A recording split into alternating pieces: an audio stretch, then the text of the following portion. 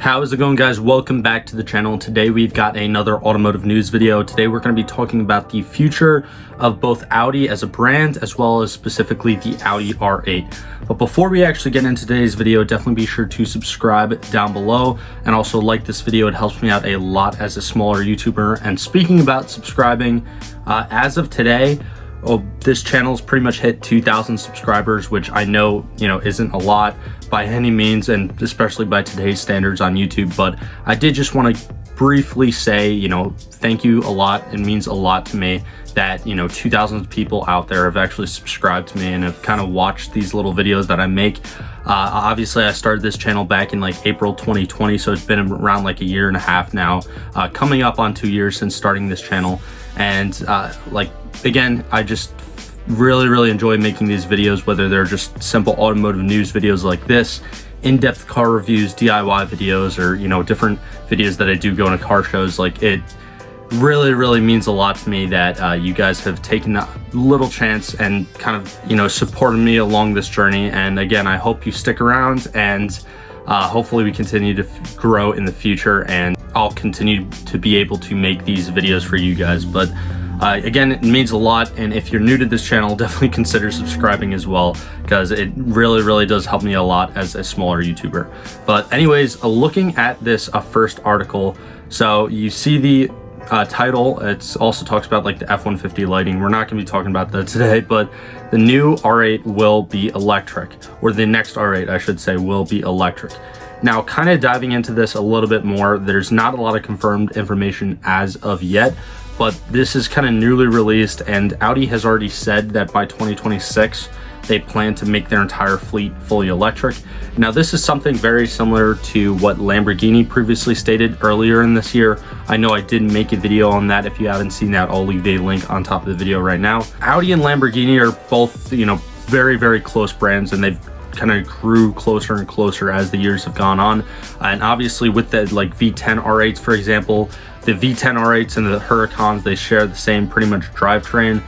So feel like this is kind of in a response to Lamborghini. I could be wrong, but I do feel like this kind of electrification of their lineup is a direct response into Lamborghini basically pledging to make like all of their cars either hybrid or fully electric by 2026. And again, Audi is choosing the same exact year. So I think this is definitely a direct kind of impact that Lamborghini has had on Audi. The short little article from Haggerty has stated that, we did previously see, the e-tron GT out of Audi, but that really wasn't like a fully mass-produced vehicle. I believe it was technically a production vehicle because they did produce enough of them, but it obviously was nowhere near the numbers of something like the R8. But Linda Kurz, who is Audi's head of product marketing, has pretty much stated that they're going to go through their entire like R and RS badge lineup, including the RS7, RS3, and different cars like that, and pretty much try to electrify 80% of that lineup by 2026. So obviously not all of them.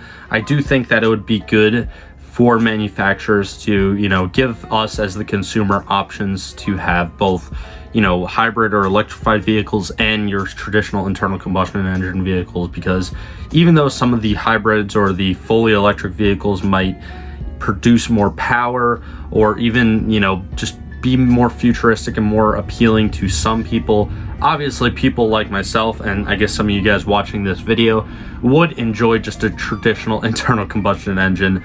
But unfortunately, the V10, and it's kind of stated right here, the V10 is getting increasingly harder to justify for Audi and Lamborghini and any other manufacturer that makes a large displacement engine. That's something that we saw when Dodge kind of discontinued the Viper. Obviously, that wasn't really for environmental reasons. I think the Viper was just so much of a niche car that Mopar really wasn't making a lot of money, or the money that they wanted to make with it, I guess. So that's kind of something that we've seen in the past already. Now, moving on to this article by Roadshow, by CNET. And also, by the way, I will leave the link to all these articles down in the description below. But this is pretty much saying the same exact thing, again, using the same quotes from Linda Kurz. Except in this article, it does basically confirm that this process will be happening quicker rather than later. So we should be seeing something within the next year when it comes to either the R8 or the R8 Successor. Who knows if that's going to be true or not. This is pretty much all speculation. You know how these kind of clickbait news articles are, like, they're pretty much saying the same exact things as the previous article. But in this article, it does basically add the fact that the R8 will continue to have the rear-wheel drive and all-wheel drive options for the V10 version of the car. And also the entry-level R8 V10 Quattro was kind of finished off last year. So pretty much every single model is 610 horsepower and up instead of the original base 562 horsepower. So that is, I guess, something that's positive if you are in the market for one of these cars. They're pretty much going to be continuing to use the same drivetrain for now, but again, sooner rather than later, probably within the next 2 years or so, they will probably be coming out with either an R8 hybrid option or an R8 VEV option to go along with the internal combustion engine kind of variant of the R8, or they're going to be basically just rebranding and making an entirely different supercar that is fully electric. Now, moving on to this third article by Driving, again, it pretty much says the same things that we already saw, except I did want to add that in this article it did state, and this is something that I actually had no idea about, in 2015 Audi even introduced an all-electric version of the R8 with a starting price of 1 million Canadian dollars, which is pretty much 1.1 million US dollars. And because of that price, fewer than 100 were ever even sold. And yeah, so the car didn't even sell well or anything and was discontinued after just 1 year of production. So that's kind of something that, again, back in 2015, definitely the cost to make something like that was a lot higher. So that's probably why it was in the 7-figure range. Hopefully we're not going to be seeing this with the new R8, whatever it may be, but with the new electric R8, whenever it may come, hopefully it's just a lot cheaper than that for the people that are actually in that market to buy an Audi R8.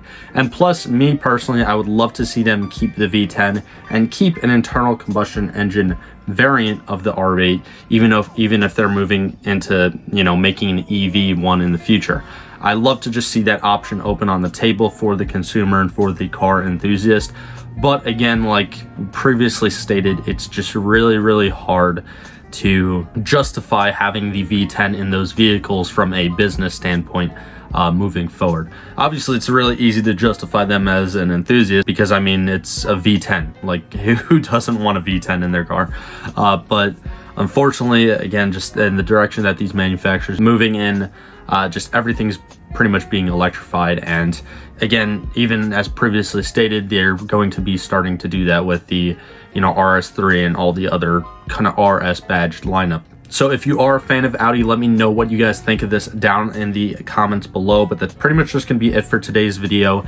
Again, like previously stated, thank you guys so much for 2,000 subscribers. It really, really means a lot.